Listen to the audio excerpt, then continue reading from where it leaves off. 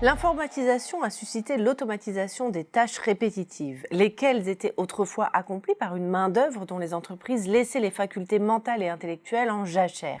Désormais, l'action productive se partage entre l'automate et l'être humain.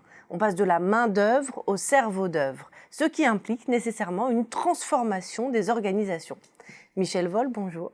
Bonjour Monia van de Castel. Vous êtes économiste et spécialiste des systèmes d'information et coprésident de l'Institut de l'économie. Alors, pour commencer, finalement, est-ce qu'on ne peut pas dire que l'automatisation des tâches répétitives, finalement, ça représente une opportunité pour certains emplois, dans la mesure où on passe de la main-d'œuvre au cerveau d'œuvre, on sollicite plus les facultés intellectuelles des salariés?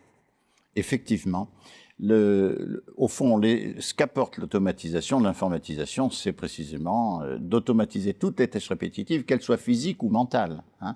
Pour les tâches physiques, il y a les robots. Pour les tâches mentales, eh bien, il y a les moteurs de recherche, les documentaires, etc. Bon, toute l'assistance que l'informatique nous apporte. Qu'est-ce qui reste à faire pour les êtres humains? Ce qui n'est pas répétitif. Donc, ce qui va demander du discernement, ce qui va demander de l'initiative, ce qui va demander la capacité de répondre à des imprévus, les imprévus pour lesquels l'informatique n'est pas adaptée. Voilà. Et donc, finalement, c'est beaucoup mieux en un sens. On a assez déploré l'aliénation que provoquait un système productif qui n'avait rien à faire du cerveau des personnes et qui leur demandait de passer leur temps à faire la même chose et finalement à n'agir que de façon réflexe, en faisant toujours le même geste, comme Charlot dans les temps modernes. Donc, on a la perspective d'un changement considérable de l'emploi. On a aussi autre chose, c'est que l'entreprise met en exploitation une ressource naturelle qui est le cerveau humain, puisqu'elle se renouvelle avec toutes les naissances, et comme elle se renouvelle avec toutes les naissances, elle est inépuisable. Ça, les écologistes devraient en tenir compte.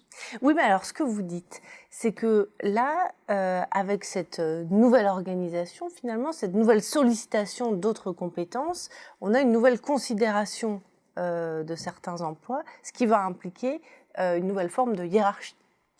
C'est vrai qu'on ne peut pas diriger une entreprise qui utilise des cerveaux humains, qui mobilise dans la personne le cerveau. On ne peut pas la diriger de la même manière qu'on dirigeait la main-d'œuvre à laquelle on ne demandait pas de réfléchir, on ne demandait aucune initiative, on ne demandait aucun discernement, etc. De l'application. Voilà. Alors, ces personnes qui font travailler leur cerveau, eh bien, elles voient des choses, elles apprennent des choses en faisant leur travail. Et ces choses, il faut que l'entreprise sache les entendre. Je pense par exemple aux personnes qui sont à la première ligne face aux clients et qui découvrent le fait que le client n'est pas satisfait par le produit parce que le produit présente des défauts, ou bien qui découvrent qu'on pourrait s'y prendre autrement, avoir d'autres fonctionnalités. Je pense aussi aux gens qui font la conception des nouveaux produits, qui font la réalisation des investissements, les chefs de projet. Un chef de projet, on sait très bien que dans le cours du projet, il va tomber sur des imprévus, des difficultés auxquelles on n'avait jamais pensé. Si l'entreprise ne l'écoute pas, si l'entreprise ne tient pas compte de ce que cet homme a à lui dire, il va cesser de réfléchir, il va se stériliser. Et donc, il faut que l'entreprise pratique vis-à-vis des personnes qu'elle emploie le commerce de la considération. C'est-à-dire le fait de, quand quelqu'un dit quelque chose, faire un effort sincère pour comprendre ce qu'il a voulu dire. C'est ça la considération. Ce que vous dites, c'est qu'il faut être à l'écoute de plus en plus, finalement, et ce qui implique un changement peut-être au niveau du management dans l'entreprise. Voilà. Et c'est là qu'on voit que beaucoup d'entreprises font actuellement beaucoup de sottises. Elles n'ont pas compris cette situation. Elles n'ont pas compris à quel point le contact humain était nécessaire comme un complément nécessaire de l'automatisation. Il y a vraiment des horreurs qui se font. Le fait, par exemple, de sous-traiter l'accueil téléphonique, c'est pour l'entreprise une perte d'information, une perte d'expertise considérable. Parce que celui qui est à l'accueil téléphonique, il est aux premières loges pour voir les problèmes que les clients peuvent avoir.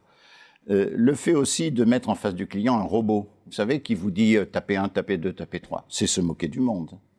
Les chatbots, c'est une autre façon de se moquer du monde. Le fait également de sous-traiter l'entretien des installations des clients.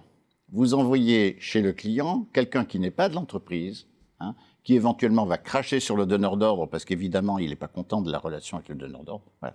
Donc, il y a énormément de sottises qui se font actuellement, des erreurs parce que On croit que la compétence relationnelle n'a pas d'importance.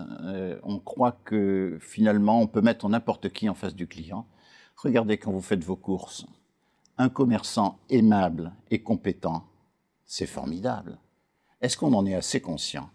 En fin de compte, ce que vous dites, c'est que plus on automatise, plus on a besoin, paradoxalement, en tout cas de prime abord, de relations humaines. Oui, et c'est pas un paradoxe, hein, c'est... Intuitivement, c'est pas forcément évident, mais en tout cas, c'est ce qu'on comprend. Mais quand on réfléchit un peu et qu'on va au-delà de l'intuition, on le vérifie.